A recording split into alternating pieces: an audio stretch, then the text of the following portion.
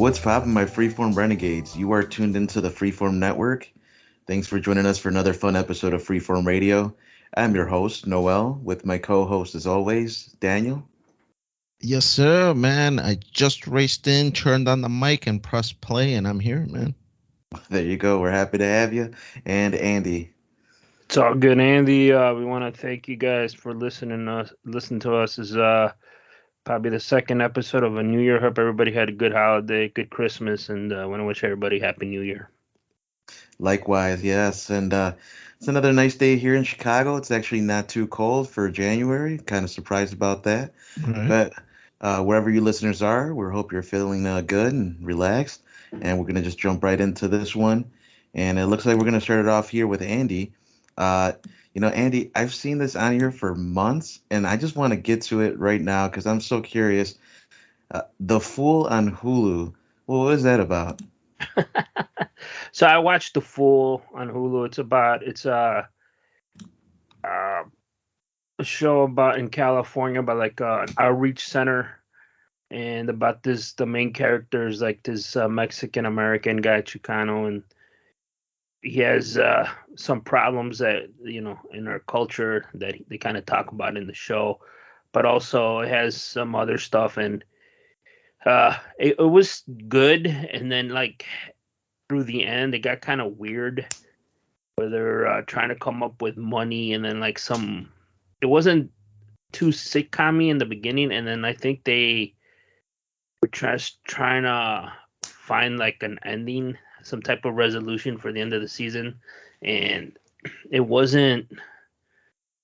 kind of like usually when it was shows like that where they start off good and then they're like, what do we do, and then it gets, sometimes to me it felt like it was like over the top, like at the end they're trying to get money for the center, and like this outrageous thing has to, the outreach center like president, which is the guy's boss, I don't even remember his name, has to do this like crazy thing, and you'll find out if he's able to do it or not, because there's other circumstances that prohibit him from doing what he needed to do to get the money. So is this a documentary or is this like a TV show? It's a TV show. It's a Hulu exclusive. The stars, he's a comedian. His cousin, he gets out of jail. He helps him out, try to put him in this outreach. And then they kind of work. There's like a dynamic between them. And then they're fighting. They're cool, and then they're fighting. And then he has an on and off again girlfriend. And just goes from there. Like I said, the beginning, I don't know if it was a dark comedy kind of to me, but then it got like, this is a little too serious. Let's do some over the top shit, in which that happens halfway through the series, because I think it was only like 10 episodes, and it was just like, oh, okay, like that was weird and funny, but like I don't know what the fuck just happened. So this is a scripted show, or it's a scripted show. It's a half-hour show, and like I said, the beginning is good, and then it just like halfway through the season, it just like oh man, we gotta make this like out, like just crazy. Like I didn't get it. Like I don't know what the fuck's going on. Like we gotta make it people laugh or something. They felt like maybe it was too dark, and then they're like, let's have them bake cupcakes and shit and deliver them, and like, what the fuck is this? And like, it's like, we need to have these cupcakes out in the streets because we need the money pays for the center and shit. Like, and then like all this bullshit happens, like gangbanging stuff. Like, it's stupid. Now, how likely do you think that a TV show that's, let's say it's a dozen episodes, that 3 or 4 episodes in, they're like, let's pivot and change everything due to the reaction of the audience?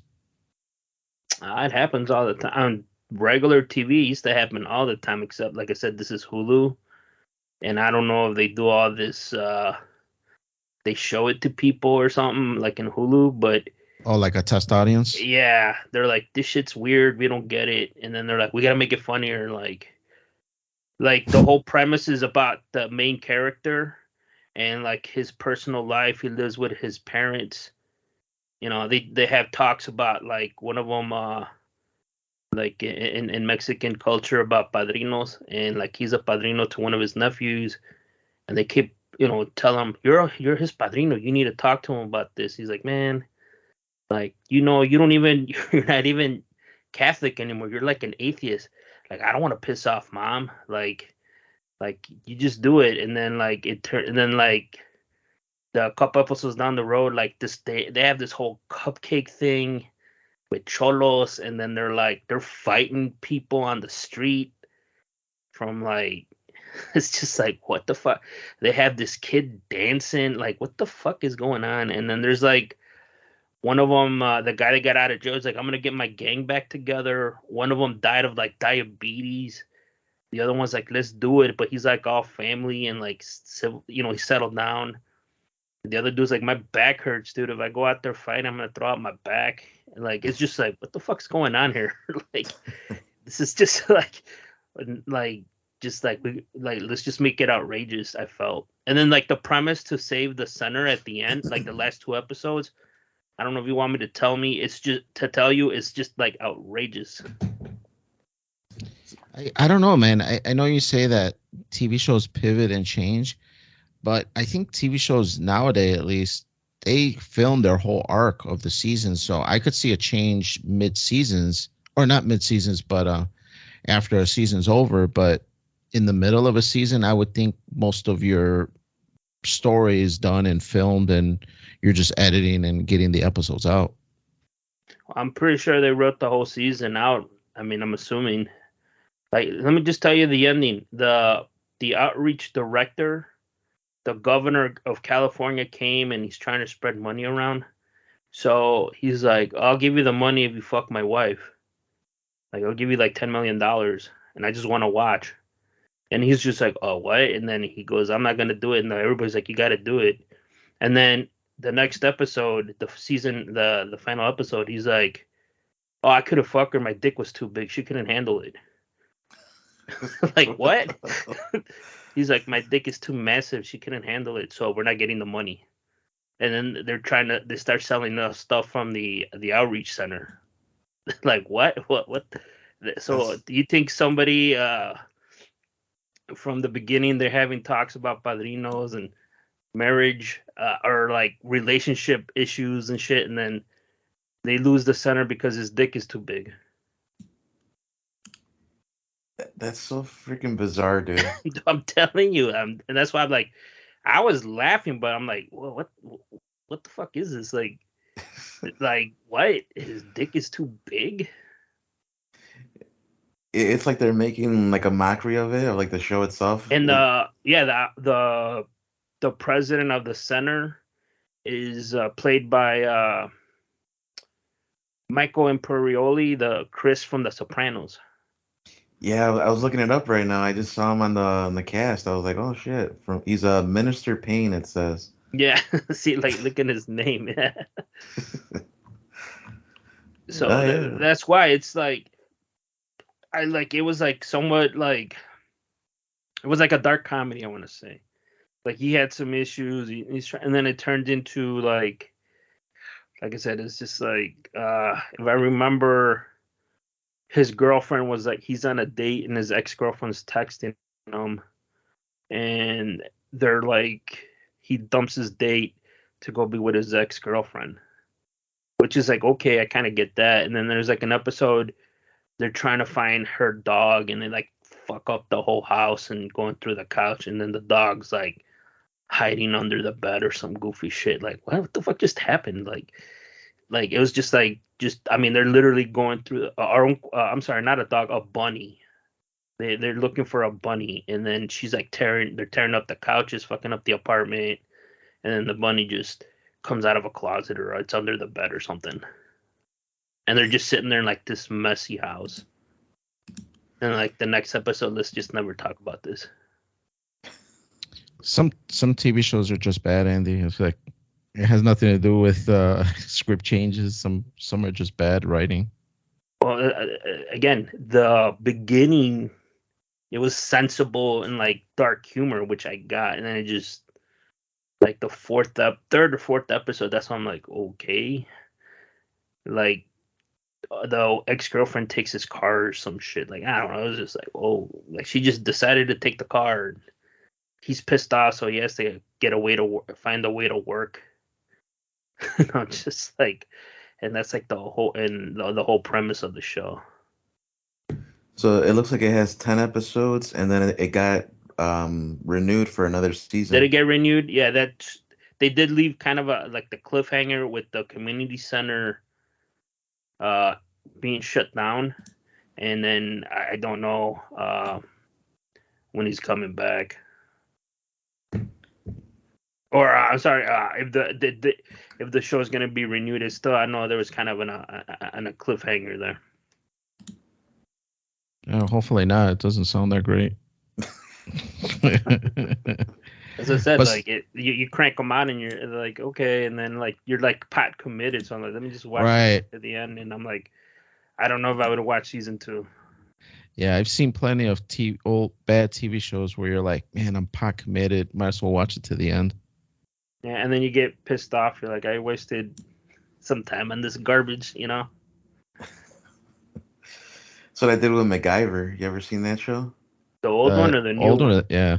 The reboot. So I seen the old one a couple episodes, but the reboot, I was curious if it was going to be good. So I want to see like 2 seasons, and then they changed it up like really crazy, and I just didn't like the way they were going with it.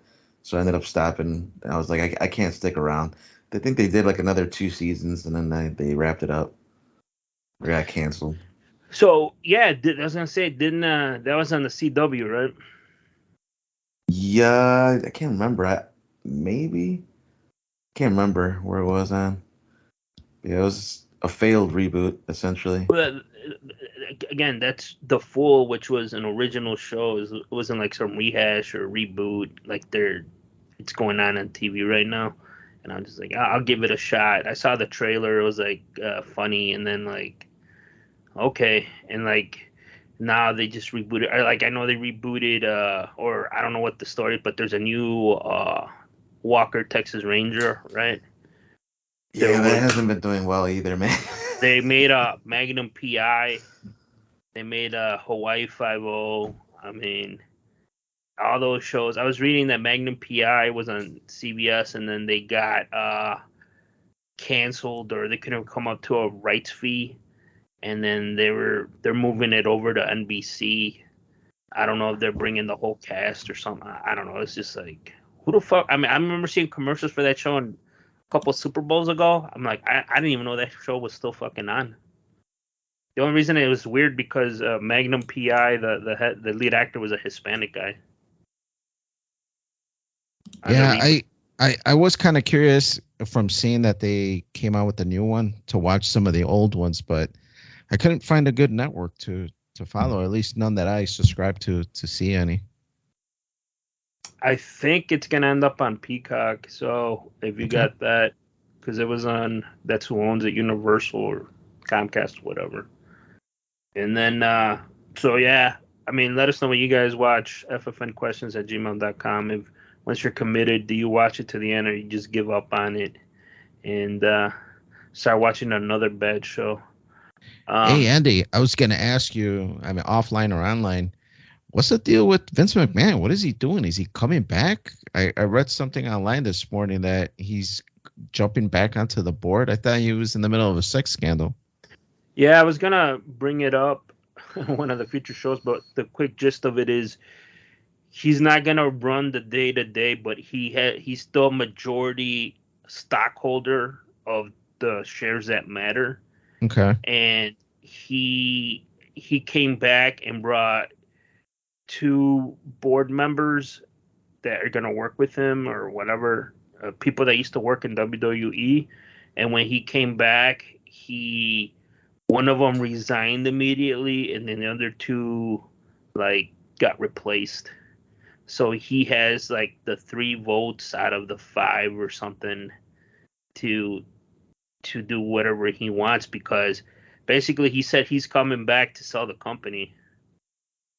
I saw that too. Yeah. That it's worth So the rights fees, he feels like this is the last shot. I think because he's older to get paid, and like if there's gonna be checks cut out, I want the checks handed to me because I'm the majority stakeholder.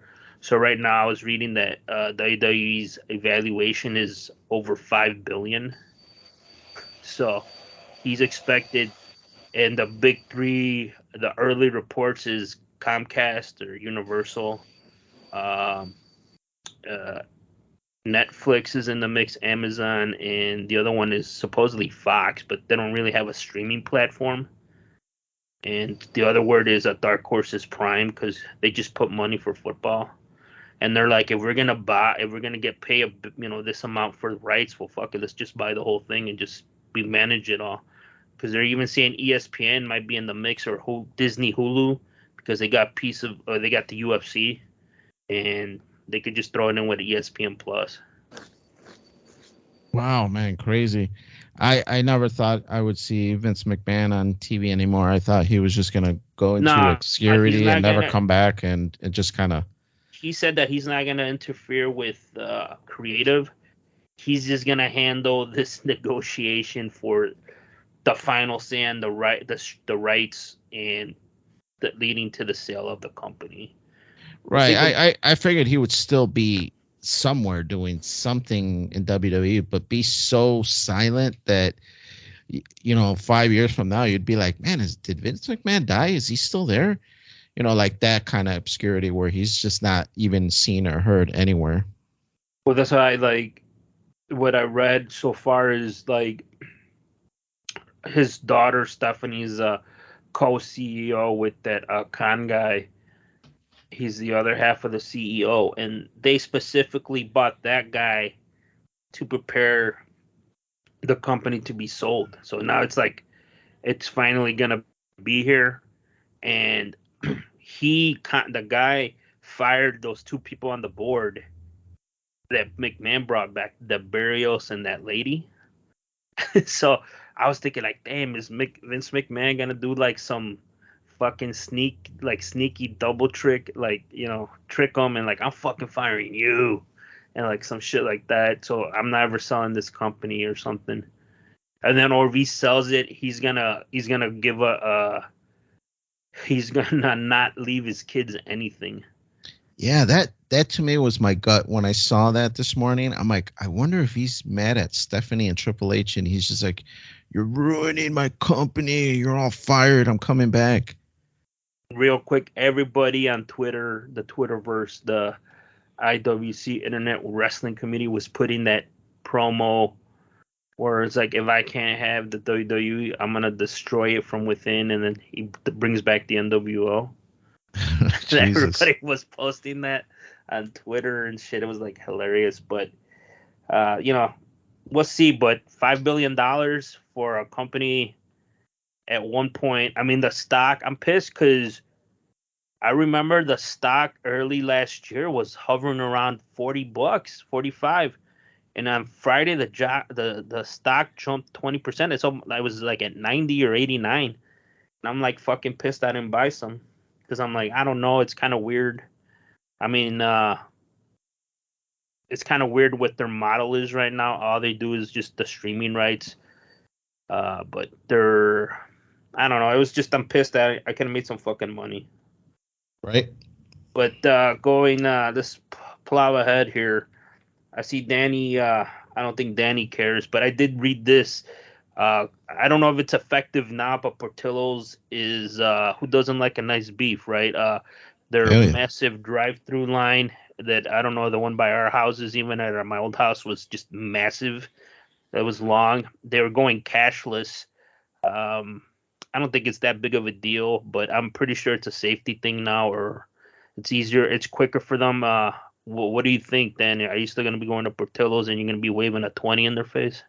Yeah, I wanted to bring this up just because I thought if anybody that you would have the most beef with this, Andy, about because you're always against technology and the move forward. You're about paying with cash when you can, and you don't even want the iPass. To me, it doesn't bother me. I pay everything with a card. I usually carry like $20 bucks in my pocket cash just in case I need it. But everything I pay my gas, I go to McDonald's, everything is with the card. I don't even pull out cash. So to me, it doesn't really affect me, but I kind of just see it as another move into the future. And yeah, I get it. Security. You don't want these guys carrying $100 of change of 20s, tens, dollar bills, and fives, because I'm sure maybe in the nicer areas that Portillo's in, maybe no problems, but you get into some shady areas, it's a little dark corner. I could see these guys getting robbed, left and right. So I think it's a move in the right direction, but it doesn't really affect me directly. Do you even care, Noel, or it doesn't bother you? You know, I I'm kind of like on the fence about this one because I'm worried it's going to be a trend that other people are going to follow. And at what point does it end? It's like, does cash have no value anymore? Like, is there going to be a time in the future where no one takes cash anymore? And if so, then does it even have value? Like, how is the value determined then? It's just by an arbitrary number that the government says, oh yeah, this is what the value of the dollar is. You know what I mean? Like, it used to be the amount of money that was in circulation, and I believe like that was part of the equation, right? So I'm just worried about it. Yeah, for sure, man. I think about it every now and then. Like my dad, he's oblivious to the internet and technology. When he drives through a tollway, there are no more where you could pay cash. Everything All is the is coins. there's no more of those. Everything is you got to pay with your iPass, and they have signs like if you pass this without paying, call this number within 15 days or whatever it is, and pay over the phone or something. I forget how it is, but man, this is going to force people that are kind of stuck in their old ways to kind of move forward, or at least if you like Portillo's. But Yeah, I mean, unfortunately, with the way society, especially younger people, they don't use cash. All they know is that debit card, and then now like the Cash App and Zelle, and then even the Apple Pay with the phones, like all that shit. Like I don't use any of that. I still use my debit card.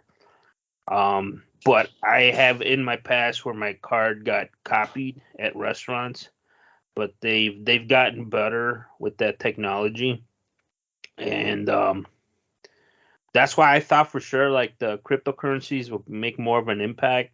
I know we're like in this early recession bullshit, but I don't know. I think it's a safety thing because when I would go to Portillo's, you see all those kids with all that fucking cash, like in the fanny packs and all that stuff. right. I think they're afraid they're gonna or they just have it in their hand. I'm assuming something happened, probably in Chicago, where they got fucking jumped or something, and they knock them over the head and take all that money. Something had to happen to make that money What? But you're change. not supposed to have handguns in Chicago, huh? How'd that happen? I don't know, man. I know, like at the Sox Weird. game, all the Yeah. concessions and all that, it's all debit now, so they don't even take cash there. I don't know about the Yeah. actual vendor and the beer vendor. I don't know if that's still if they carry cash or not. Huh.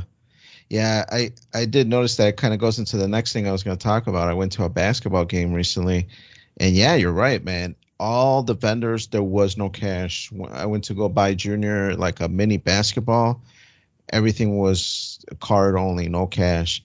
I tried to pay cash because the ball was only like $10, and so I pulled out $10 because I'm like, I don't want this vendor to have my credit card, his little square whatever thing to kind of scan my card.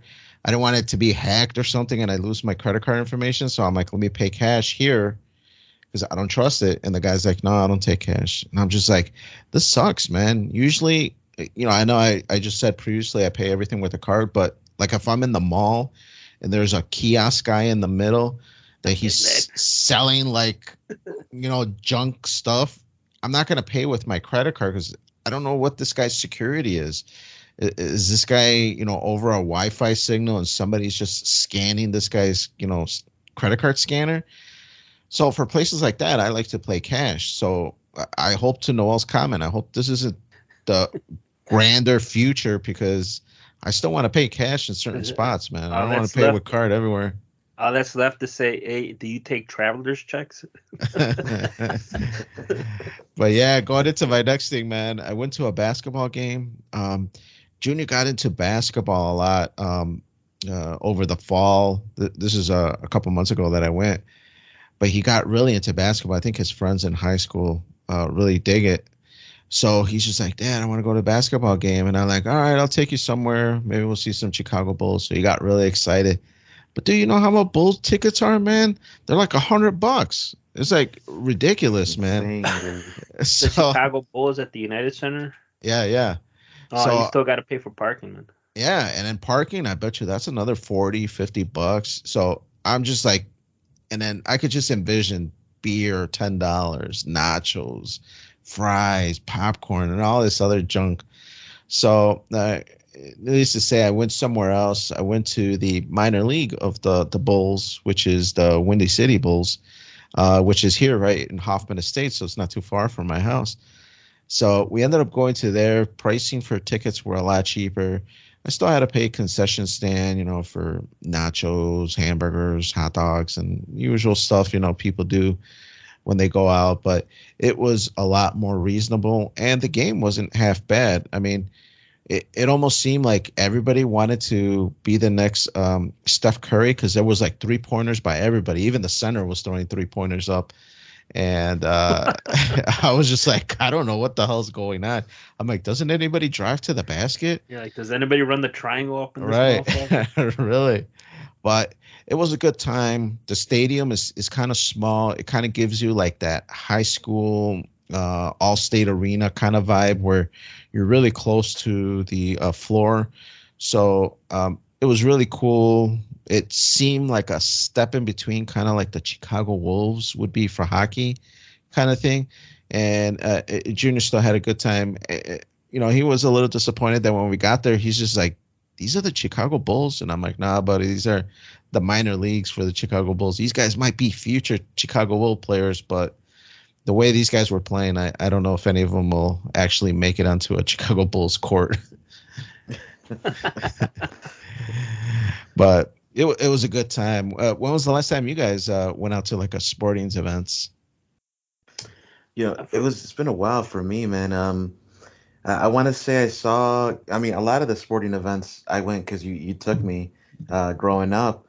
You took me to a Sox game, Bulls game, and I think I went to a Blackhawks game one time too. But it's been a long time, man. It's been a Right. while. Yeah, it had to be before the pandemic. I think I took my wife to a Sox game and a Bears game. Oh, that's right. And then I was thinking about the Bulls, and then they kind of suck. And then the tickets were going to be kind of like really high. And then I've taken her to a couple of the Schaumburg Boomers games. That wasn't too bad. That was a lot more affordable. But yeah, it's been a while. Yeah, for sure. So yeah, man, he had a good time, and actually, he said he wanted to go again. So I'm not sure if I'm going to go again this year or if I'm just going to save up our money and maybe go try to see some other kind of sporting events. I've taken him to hockey. I haven't taken him to football yet, so maybe I'll probably have to wait until next year because I know football's wrapping up pretty soon. So yeah, we'll have to see. Last quick thing that I want to talk about was the Peacock, man. Have you guys seen that Casey Anthony documentary that she came out with, where it was like her first like big interview following the trial case that found her not guilty for killing her kid? The documentary, which I kind of loosely call it a documentary because it almost seemed like a snowball to just one side of the opinion, but it was good to refamiliarize myself with the case, and I forgot just how crazy this was when it was happening because I was a little bit in tune when it was happening and rolling out. Do you remember this, Noel, or? Man, I guess I'm living under a rock, dude. I have no idea what you're talking about, but I'm interested though. So, well, tell me, like, who is what is this Casey Anthony thing? Right. Well, just really quick, Stacy or Casey Anthony, she was a mom, a single mom, young teens. I think she was like 20 or so Early when she had, 20s. Yeah. yeah, when she had the kid. Well, she was 21 when the kid went missing, and I think Yeah. the kid was like a year old already, or maybe even two, or maybe a couple months. I don't quite recall. It's been a while since I've seen even this documentary, but um, so the kid goes missing, man, and she doesn't report the kid missing for a month. So a month Okay. passes by and she doesn't report the kid. She doesn't even tell her parents that the kid's missing, allegedly. During this documentary, they kind of find out that maybe the dad knew and he was kind of in cahoots or something was kind of happening shady. So there's a lot of things that come up from this, somewhat documentary. But needless to say, at least back then, before this doc came out on Peacock, the whole thought was she killed a kid, partied up for a month because she was like, out everywhere on social media, partying and drinking and doing everything else. And then finally, the mom is like, "Where's the kid, man? Where's the kid?" It's just like I haven't seen. I forget what the name of the daughter was, and she's just like, "Oh, mom, she's missing. I think the babysitter kidnapped her." And so she started making like this elaborate lie. She was lying that she worked for Universal Studios. So when the cops came and they started an investigation, one of the crazy parts is the cops are like, "Can you drive us to your work? We want to go talk to some of your coworkers about possible." She's like, "Yeah, yeah, yeah, come on." So they drive to the lot of Universal Studios. They park. She starts like fake waving to people, like, "Hey, Yeah. hey, how you doing, Susan? Hey, Jimmy, how you doing? Yeah, I'll see you later for lunch, maybe." And so they walk in. They start going down corridors and hallways. She's like, "Yeah, it's over here. It's over there." She walks into a dead end, and then the cops are just like, "Where are we going?" And then she finally is just like, "All right, I gotta admit, I'm lying. I don't work here." And it's just Anymore. like, Yeah. yeah, that she hadn't worked there for like 5 years or whatever, but Oh man. nowhere near even the time of the kid being missing. So this Casey Anthony, um, ever since the whole murder happened, I always was like, nah, this lady, she had something to do with it. She was involved. Um, but supposedly she's one of those like chronicle lying people or whatever that she just can't tell the truth or something. That's But the documentary goes into it because allegedly she was abused by her dad, so she's always lied, and to her it's normal or something, right? According to the right. psychologist or something.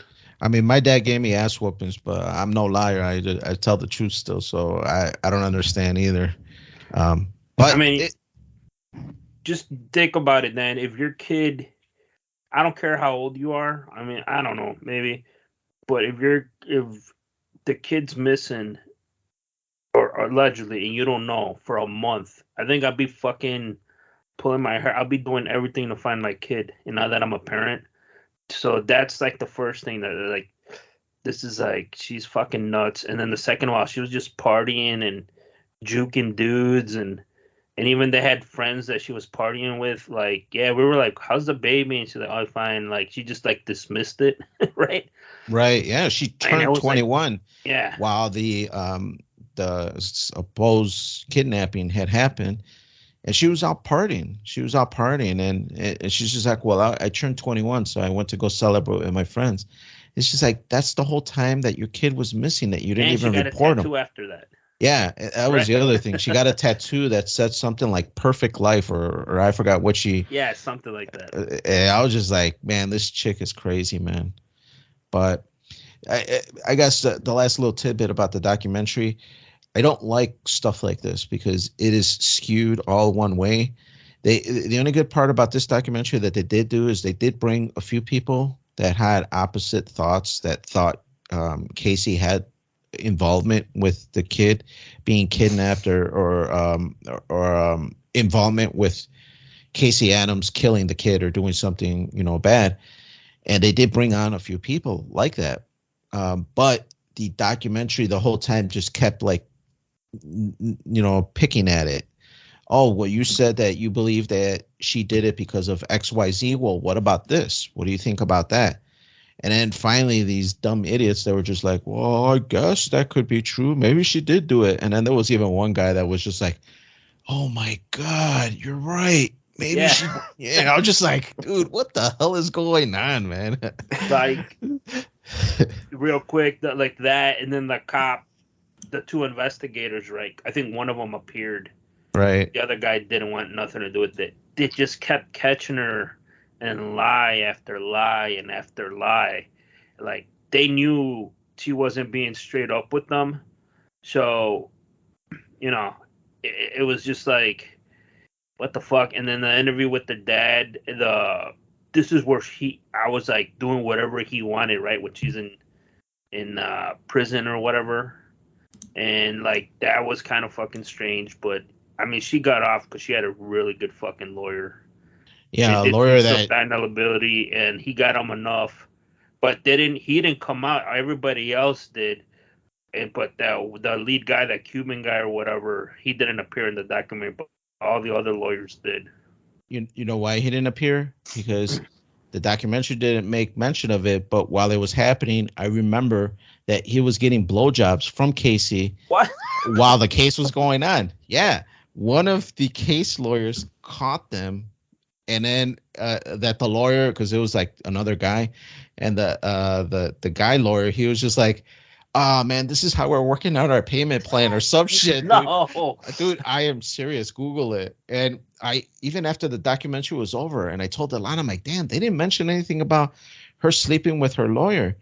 And then I Googled it, and sure enough, and some reputable sites too. I mean, nothing ever happened as far as charges, but there was a sexual relationship happening with her and her lawyer at the time of her trial. And I just found that, I'm like, there's something kooky And about he this goes, lady. we're working out her payment plan. Something like This is that. a dude. retainer.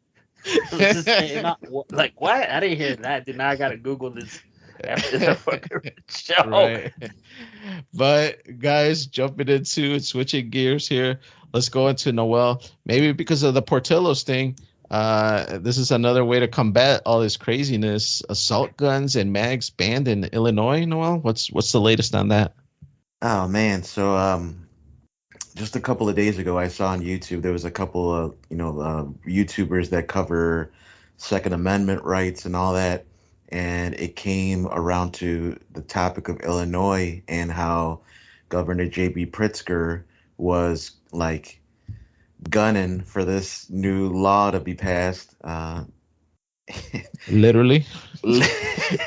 Like the guy, like they even made mention, like the guy got out of bed, went to go to whatever the city hall or wherever they do the law passing, and or the House of Representatives, right? So the House, I guess, he went there, and he stuck around until the vote was passed or until the vote was finished, and then ended up passing like pretty well. Like it got over the majority to pass the law where assault weapons are banned in Illinois, and what they I guess what they deem to be assault is like assault rifles, like or AR, right? Like an AR would be Right. considered an assault rifle to them.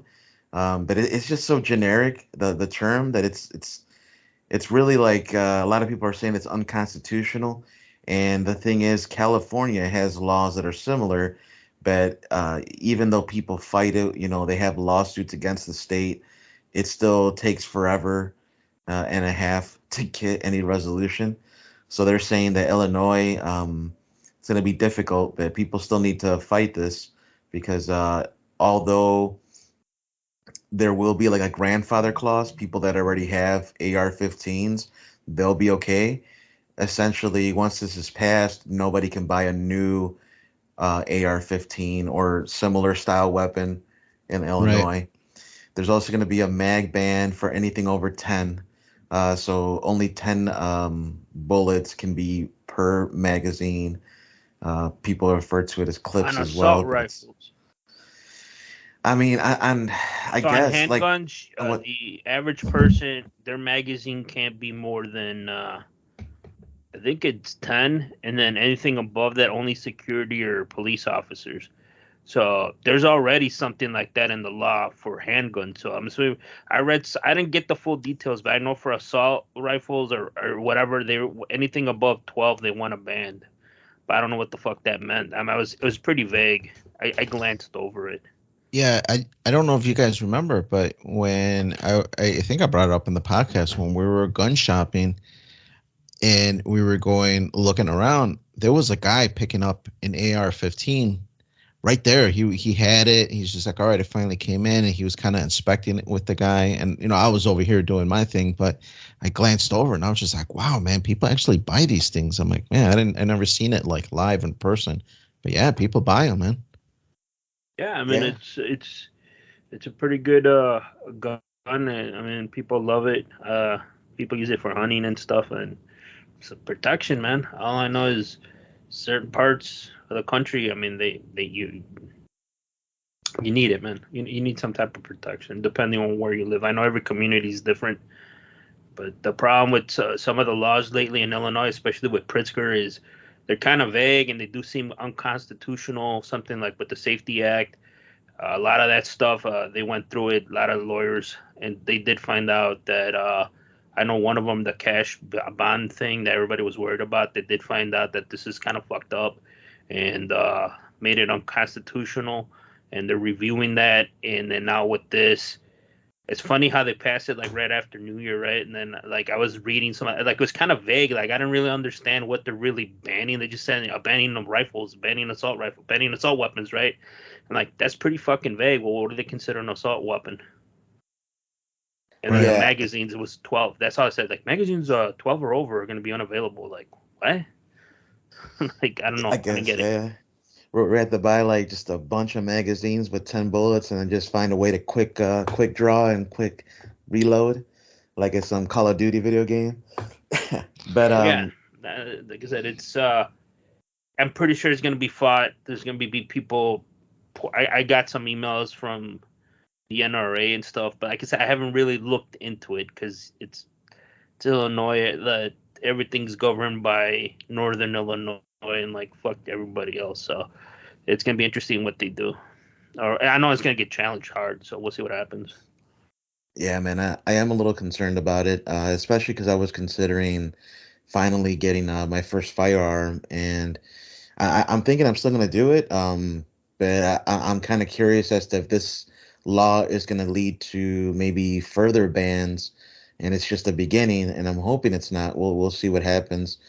It's just the timing of it all is really strange to me, because I literally heard about it a couple of days ago, and I was like literally ready to start making like setting aside the money to purchase my firearm, my very first firearm. The whole like irony of this thing is that they're saying it's for safety, but like the question is safety for who? Like for criminals? Because the people that pay taxes and are law-abiding citizens are not going to be safer with this law in effect. If anything, criminals who do things illegally and get these guns illegally are going to be that much more powerful and able to, inflict harm on the law-abiding citizens that won't have the weapons to defend themselves. So it's a really ironic. I never saw just how corrupt things are getting until now that I'm an adult and I'm kind of becoming more aware of these things. As a kid, I was always thinking, oh, yeah, no, Illinois is the best place in the world. Now I'm just like, man, dude, it's getting harder and harder to like want to stick around here. But all my family's here, so it's like, we'll see what happens. I just wanted to bring it up. We will be covering it more and more later. I think for the most part, it seems like all of us are, pro gun or are okay with firearms and whatnot. But I do have the thought that guns in the wrong hands, those are the problems. And there is a big mental issue that's going on in the United States. And I think that is the root of the problem, not necessarily the guns, because these same assholes or these guys that have mental issue problems, they have the ability to drive, and we see it all the time. It just happened a year or so ago where that guy drove through that Christmas parade. So there wasn't a grand mass to ban cars. It's just that this one guy is crazy, and we need to treat people like that and become more aware of the mental illness that's out there. Yeah, a lot of the people were referencing Highland Park, but that guy, he did get a gun card. He did do everything, but there was issues with his. He did have some mental issues, and I think the dad or somebody signed off on Yeah, his card, and that's like the whole thing here. that But was the he did, problem with his. Yeah, for yeah. sure.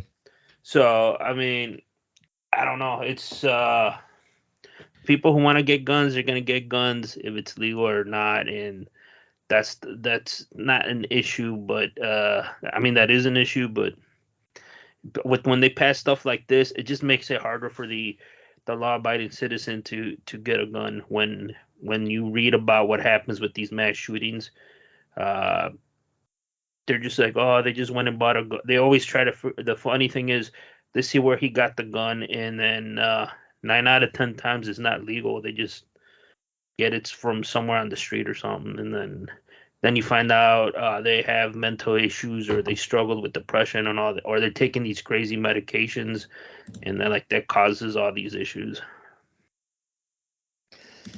Yeah, it's unfortunate, man. We'll see what happens with all this. I'm gonna keep a close eye on it. But yeah, kind of shifting on to the next thing. I bought some new tires for the winter. Um, Nice. Bought all season ones, Michelin. Got them installed just last week, actually. Thankfully, we haven't gotten too much snow. But the other time that we did, it was like maybe about, at the time of this recording, it was about 3 weeks ago or so. And it snowed, a fair bit amount. Not nothing crazy, but it was enough that my old tires, like they were starting to like feel like a little slippery, and I was just like, you know what, I don't want to take any chances right now. I don't want to run into any fucking weird fender bender situations, so Right. let me just get these new tires, because new tires I'm gonna need them anyway, and it'll be cheaper than getting into a fender bender and having to replace item parts and all this other shit. So yeah, the good thing is I found this deal where you get like a rebate from Michelin when you buy them from a certain distributor. So I ended up getting like a nice little discount, and then I used a credit card that has like a nice little rewards thing going with it. So I got like double points and all this other shit. So I was like, all right, I have the money for it, but it was just like now I get an extra discount on top of that. So Right. A little bonus payback. yeah, yeah, it was pretty nice. So yeah, I mean, how about you guys? You guys got any tires recently? The last set I bought at Costco for my truck a couple years back, um, it wasn't too bad. I think I was shopping around. I saw the rebates and the gift cards or the Visa gift cards they were handing out, and I just went to Costco. It was about the same price, even if the with that getting a gift card back. Um, and I'm pretty happy with the tires, and I think Sam's Club has the same things. And I think what I did get Michelin tires, so on the Costco ones, and I mean they're pretty healthy. I've bought tires at Walmart and all this other goofy shit and the Mexican places and shit like that, but I'm pretty happy with the ones I bought at Costco. I was pretty happy with that experience, and the service was pretty good. Yeah, the last time I bought tires was right before I bought the RAV4, just because, like you had mentioned, it was before winter and I was slipping and sliding. I mean, those tires were bad. Um, I ended up only buying two tires, and then I flipped the two best ones to the backside because I guess from my understanding, front wheel drive, your two best tires should be in the front and the two worst ones should be in the back for steering and control. So I went the cheap way, just knowing that I was going to buy a truck soon. But yeah, man, tires are important for the winter, especially here because roads get slick. Uh, when I left in the morning the other day, it wasn't snowing or anything, but it was cold and it had snowed, I guess, overnight. And when I stopped by one of those like 7-Elevens to get something to drink or something, Dude, I almost slipped on like some black ice. Everything looked fine, and there was just like a patch right there that just like blended in. And then when I tried to merge back into traffic when I was leaving the parking lot there, the truck slipped too, and I'm just like, man, I'm like, there's like coats of black ice everywhere. I gotta be careful driving to work. I don't crash into somebody. Sounds Yeah, like driver error, man. Maybe. no, yeah, no, I know exactly what you mean. It blends in, especially early in the morning.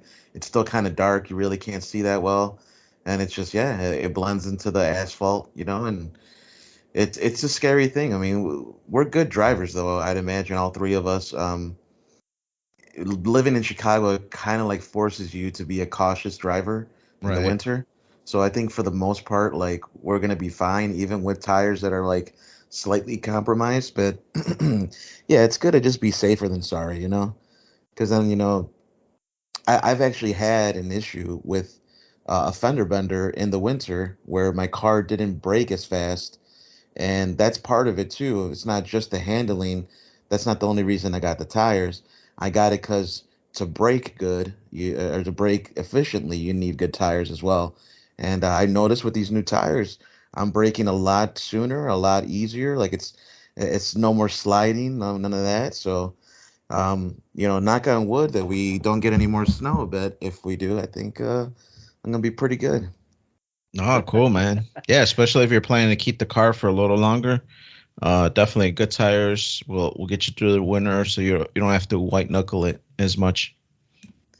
Yeah, yeah, that's the hope, man. We'll we'll see. Hopefully, we don't get too much more snow. I don't think we will, to be honest with you. We're already almost in the middle of January here, and thankfully hasn't been that crazy. So we got essentially one more month to go, a month and a half probably, and then once we get to March, I think we're smooth sailing with that without any more snow. Hell you. But yeah, let's shift into the article of the week.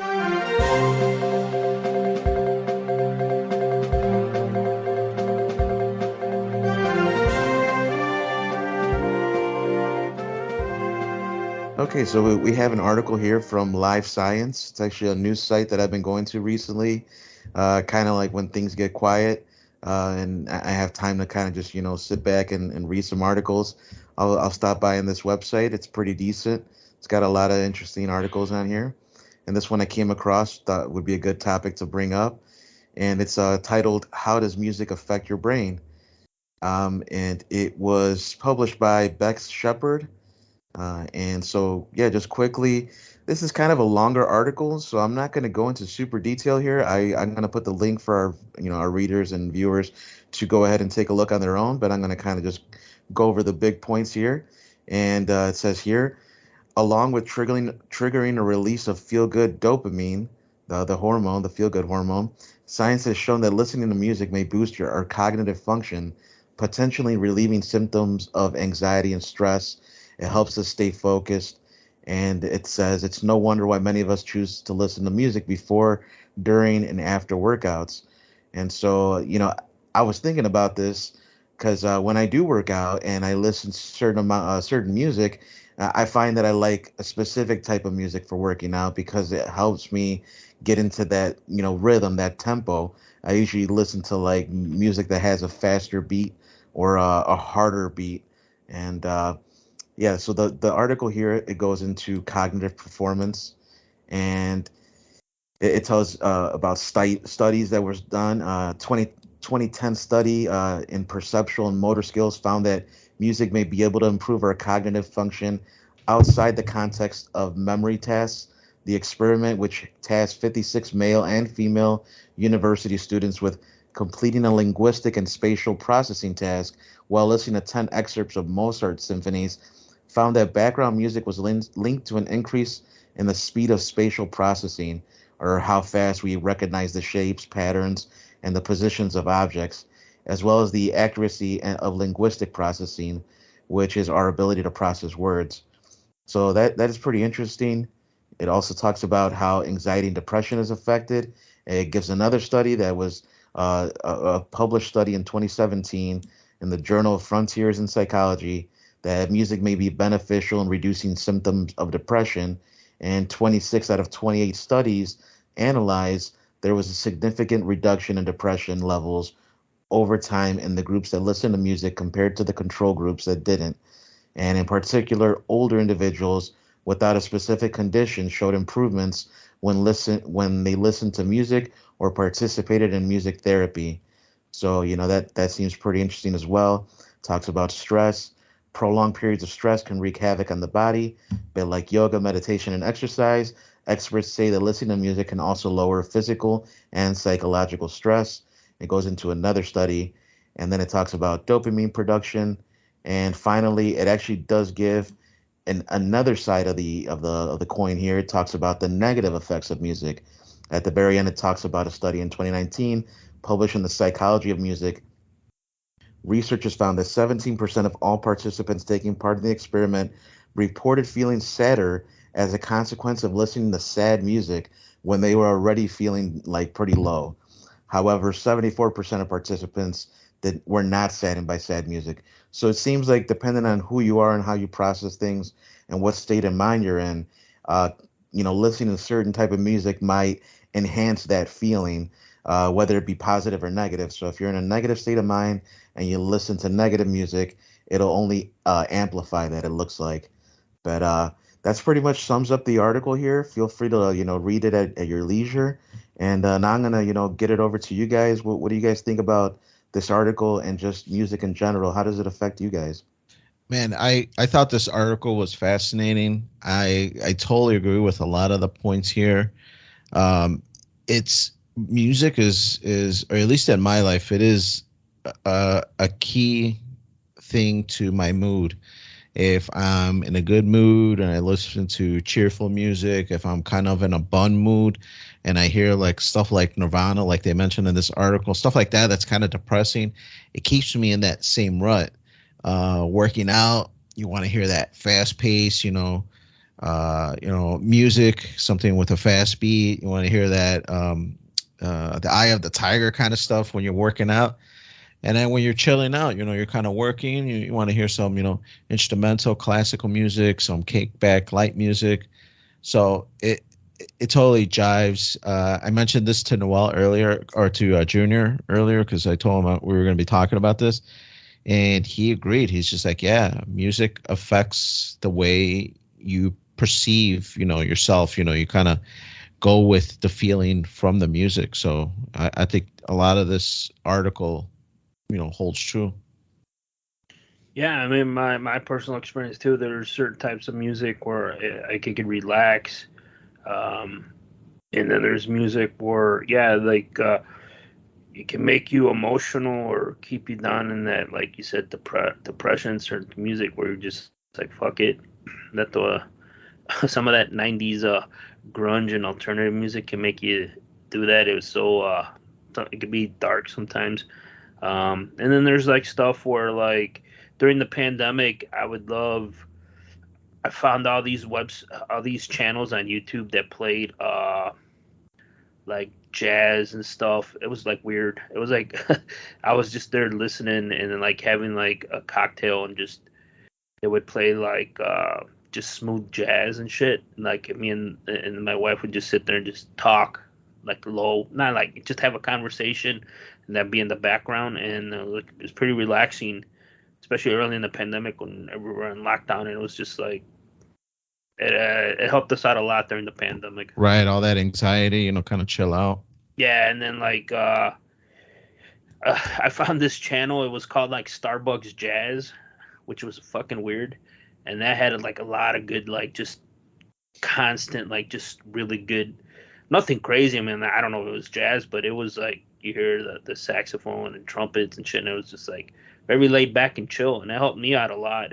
We just popped that in sometimes. We'd be doing stuff, and it was pretty relaxed atmosphere here at the house during the pandemic. And then the other thing that helps me work a lot is lo-fi. I don't know if you guys know about lo-fi hip hop. I know people either love it or hate it. I love it. I can put that on, and makes me work, gets me helps, keeps me focused, and it's pretty Like, cool. I mean, it's something I wasn't around when we were growing up then. That's all I know. And I fucking Low popped in fidelity? Is that lo-fi low, hip hop. Yeah. like hi-fi, but it's lo-fi, low Lo-fi. fidelity? Yeah, it's like Huh. chill. It's like chill hip hop. And there's no a couple people put like words or something, like people rapping, but rarely it's all instrumental and it's pretty fucking cool.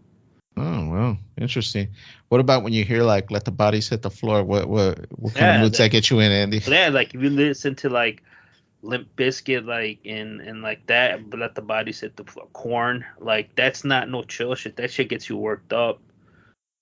Like you ready to fuck shit up. Even sometimes if you need to wake up, you put that driving into work or something. That gets you going through the day or whatever your mood is, or some 80s stuff, or you just want to like fucking relax and chill, or like party and shit, like stuff like that. Yeah, when I was in school, there was kind of like a habit that a lot of people had before giving a presentation. And I found this out. It was like a life hack that somebody it was like an older upperclassman that showed us. He was like the leader of this project we were doing, and we were going to do a presentation, all of us together as a team. And so before the presentation, we were kind of had like a little like group huddle and kind of discussing, okay, this is what we're going to do. You're going to take this topic, I'll do this.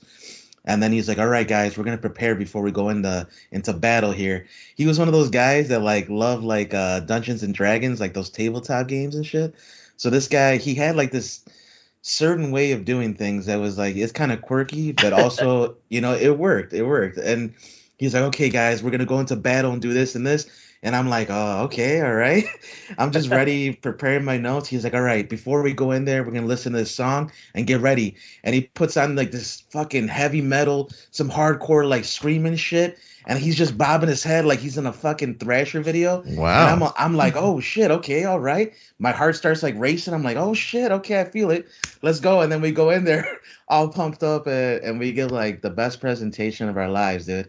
So that's when I knew. I'm like, yeah, music, it can get you in a certain zone when you need it to be, you know? Right, right. Yeah, I was just watching The Office the other day, and there was the episode where they're going to like their yearly review or whatever, and um shit, I'm escaping Dwight. in my Dwight to get pumped up. He's in the stairwell and he's listening to some like heavy metal, and he's just like, "Yes, you deserve this review. You deserve it." And he's like getting like hyped up like before he goes into the meeting. And I'm just like, "Damn, man, this guy's getting crazy right now." Yeah. But I just Googled your thing, Andy, and yeah, it does come up, man. Lo-fi hip hop, also known as chill hop, is a form of down tempo music that combines elements of hip hop and chill out music. It was Oh, it's awesome, dude. Yeah. popularized in 2010 on YouTube, and it led to a bunch of internet memes. It says. Yeah. I mean, I don't know if you ever listened to it. If I'm working at work, I put that on, and then if the after like 5 o'clock, I'll stay there for the next hour, just cranking out emails, finalizing stuff, quotes and stuff that I need to do, and I'm just cranking shit out, and nobody really bothering me, because it's laid back, dude, and it allows you to focus, and then you're not like, sometimes when music plays, you get all into it and shit, and you're like, oh fuck, you get distracted, and not with that. That to me, that helps me focus and helps me grind out what I need to grind out. Right, right, man. Yeah, I've listened to lo-fi for a bit, man. It's actually really good. I would recommend it, especially like if you're just trying to chill out and kind of relax after maybe a tough day or a hard day. And it's really good to like de-stress. And even just to have in the background when you're doing like mundane stuff or whatever. Yeah. It's pretty good. Yeah, yeah. I love me some good jazz. I've been to a couple jazz concerts. I got a bunch of different jazz albums, so I'm gonna have to tune in, man. This thing got me interested. I never heard of it.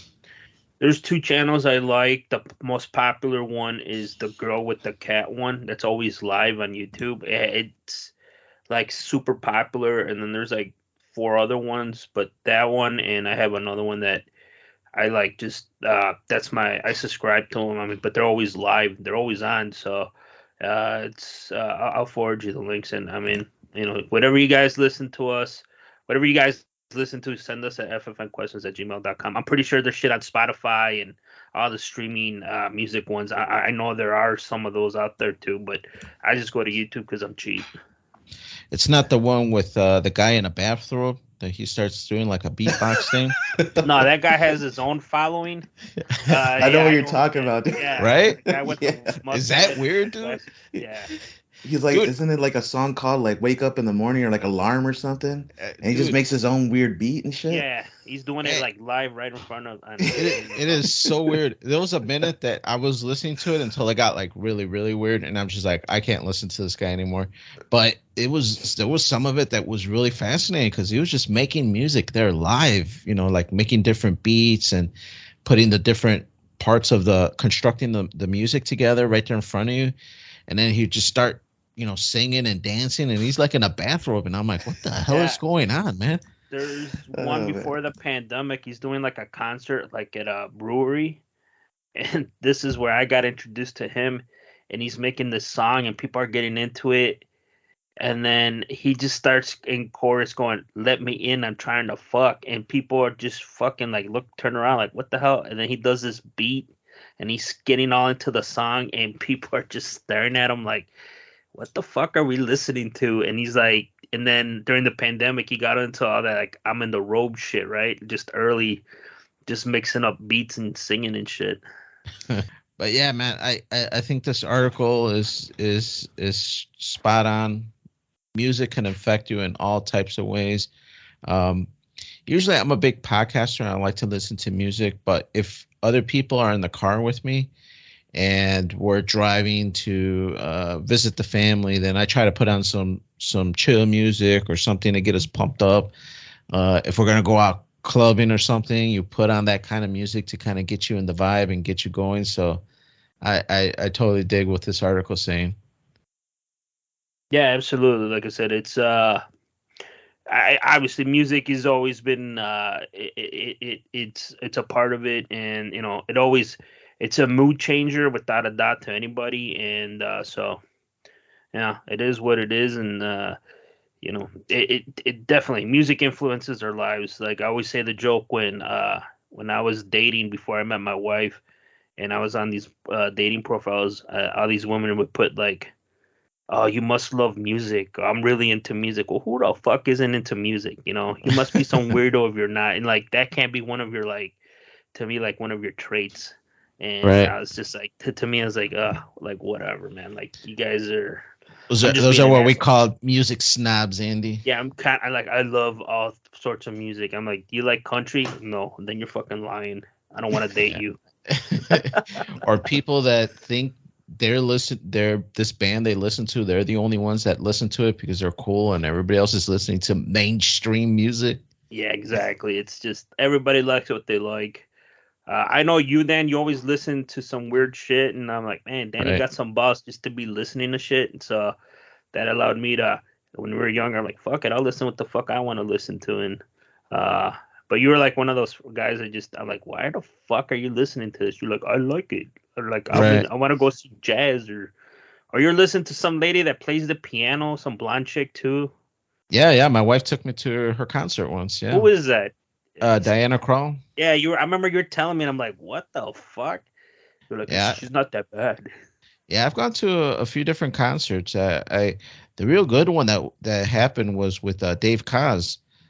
He had a Chicago Christmas concert, and it was really nice. It was really cool. It was not only jazzy, but it was jazz Christmas music. So it was really cool stuff.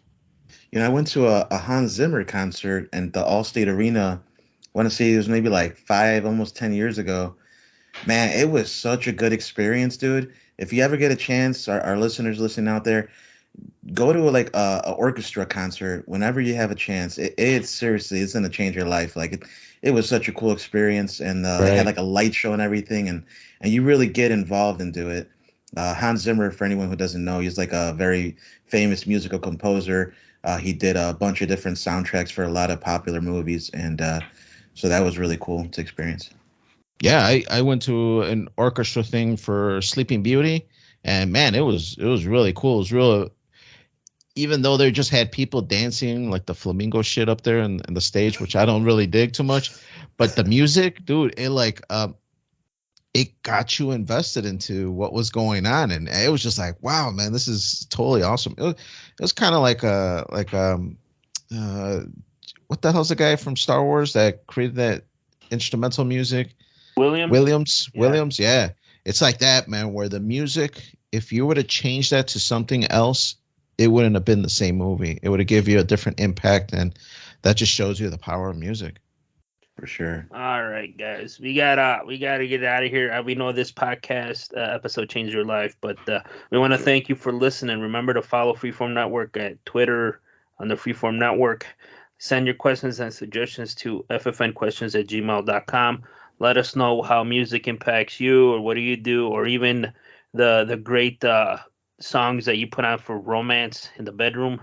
I know there's probably a whole episode just on that alone. So let us know what you guys do or what you listen to when whatever for any activities that you do.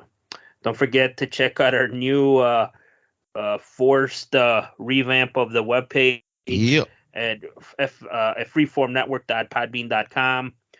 We got some last minute notice, and it might change again, but check it out. There's everything.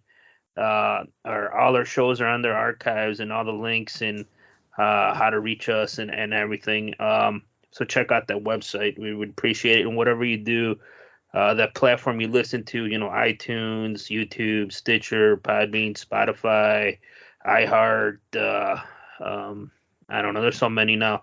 Whatever you do, like, subscribe, comment. That helps us out. And in the long run, I know we're coming up. We're pushing. What are we going to be like? Almost at 200 episodes this year. So we've been around for a long time. Man, I feel like we're pushing almost 10 years. Well, not we're over 5 years doing this podcast or something. We're proud of, and check out the website, and then we'll see. This year we got an accomplishment. Maybe we'll do something. I don't know what we're going to talk about it, but thank you for listening. We got Daniel. Yes, sir, man. Thank you all for tuning in.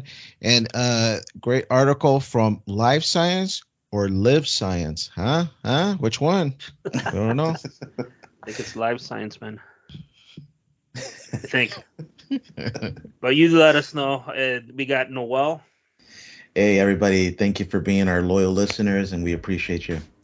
And it's all good, Andy. We want to thank you for listening. Happy New Year's. Maybe let us know what your New Year's resolutions are, and then we'll talk to you next time, guys, and have a good week.